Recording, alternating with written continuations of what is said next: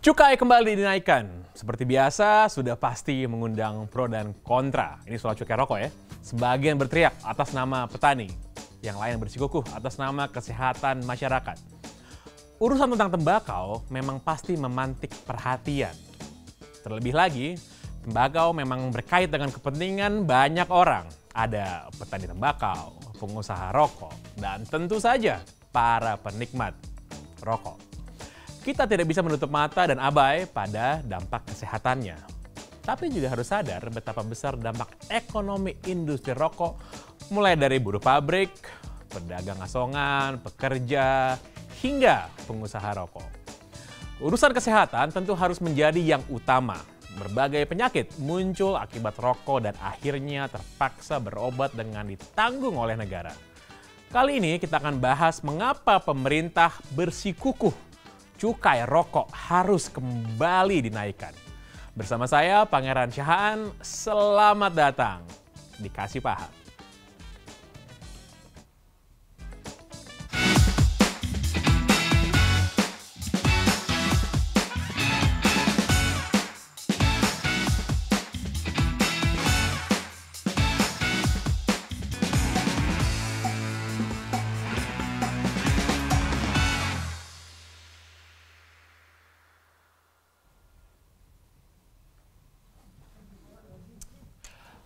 Halo para pemirsa BTV, selamat datang di Kasih Paham. Nama saya Pangeran Syahaan, kita akan membahas isu terhangat pada sepanjang pekan ini di Republik Indonesia. Dan rasanya kalau kita bicara soal isu di negara kita ini, yang paling banyak membelah perhatian, membelah opini juga adalah kalau kita bicara soal rokok.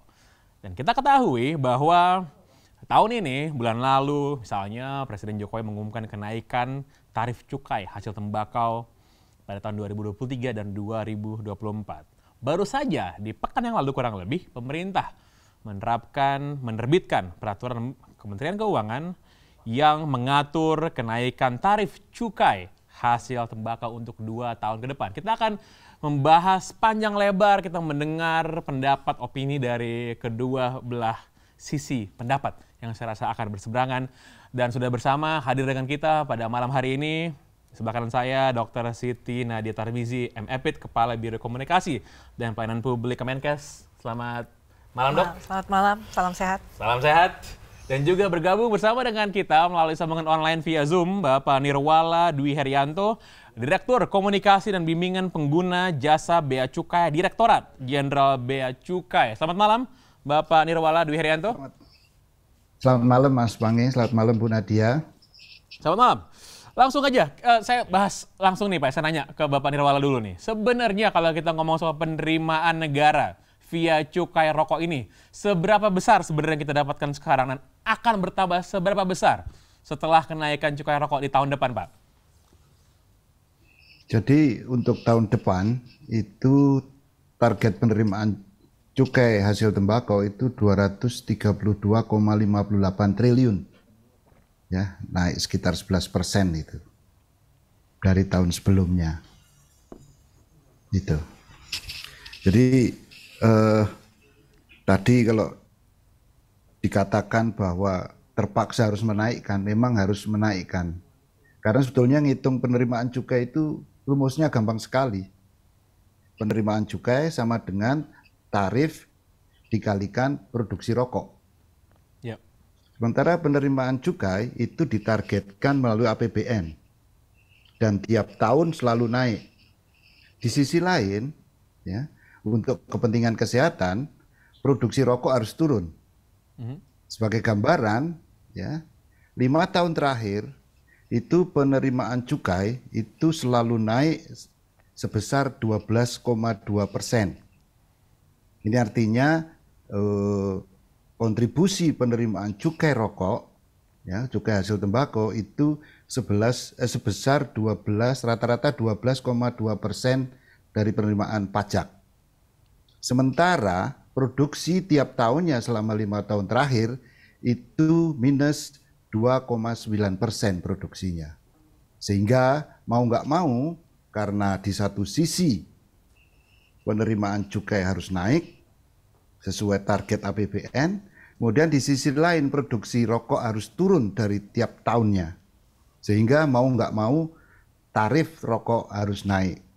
Jadi rata-rata selama 5 tahun terakhir itu sekitar kenaikannya adalah rata-rata sekitar 11,8%. Demikian Mas Wangi. Ya, siap. Terima kasih.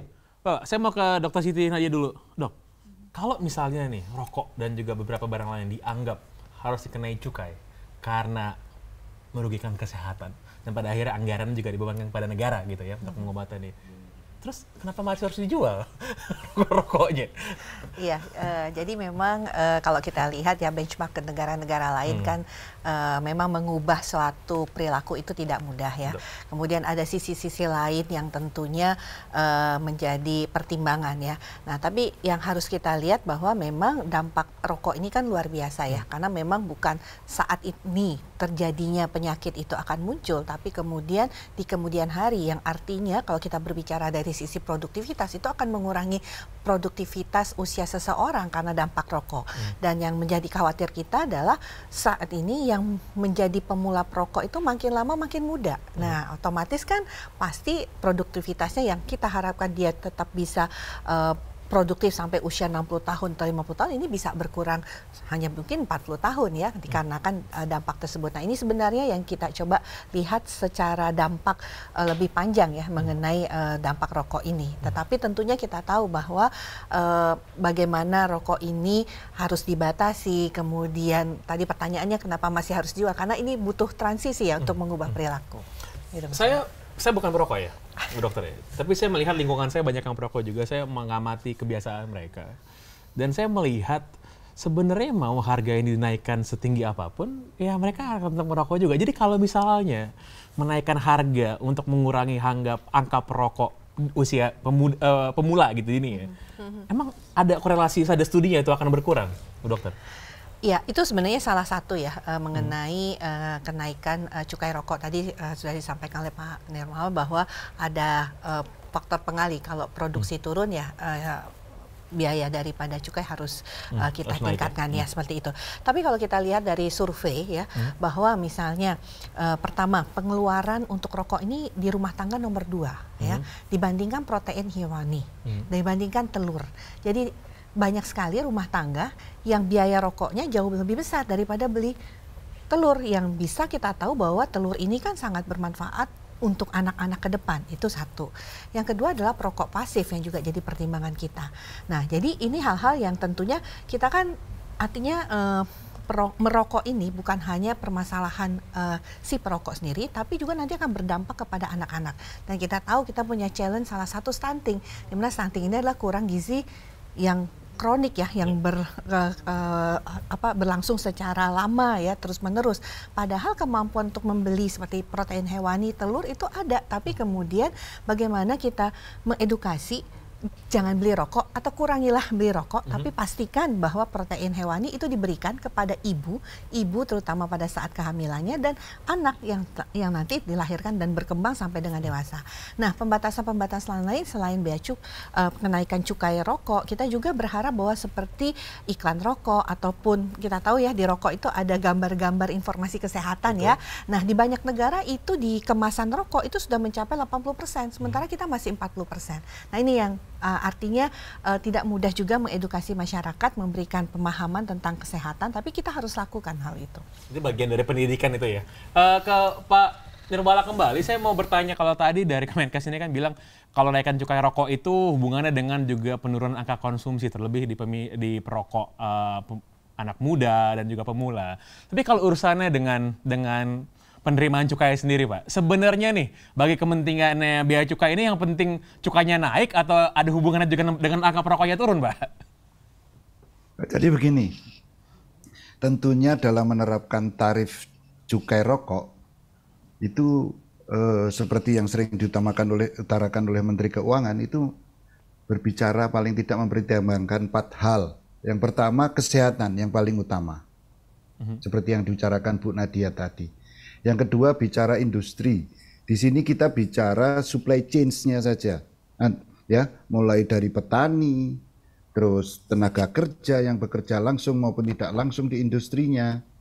Kemudian juga bicara masalah penerimaan negara tadi, dan yang terakhir juga bicara masalah peredaran rokok ilegal. Ya. Ini yang penting. Jadi kombinasi dari atau resultan dari 4 tadi itulah yang menentukan besaran tarif cukai. Tentunya kita berdasarkan perhitungan itu memang kalau bicara masalah hanya memikirkan masalah penerimaan, justru tarif cukai nggak seperti yang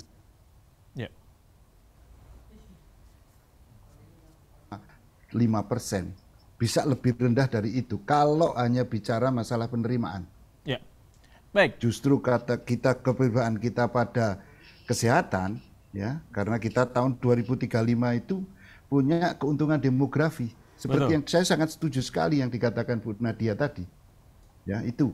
Makanya bagaimana kontribusi dari Kementerian Keuangan melalui skema fiskal untuk membatasi konsumsi. Baik. Tentunya ini akan lebih berhasil kalau dibantu juga dengan tadi kegiatan-kegiatan yang non fiskal, seperti pembatasan iklan dan sebagainya tadi. Saya kira itu, Mas Wangi. Baik, terima kasih Pak. Jadi memang tidak hanya semata soal penerimaan negara dari cukai tersebut besar, tapi juga untuk meningkatkan kesehatan masyarakat, dan juga itu pada gilirannya berpengaruh sebenarnya berapa banyak beban kesehatan harus ditanggung oleh negara. Baik, kita sudah mendengar sebenarnya argumen dari pihak yang saya rasa setuju dan pro dengan kenaikan cukai rokok pada tahun depan. Setelah ini kita akan membahas bagaimana sih pendapat dari mereka-mereka yang mungkin keberatan dengan kenaikan cukai rokok pada tahun depan. Tetap bersama kami di Kasih Paham.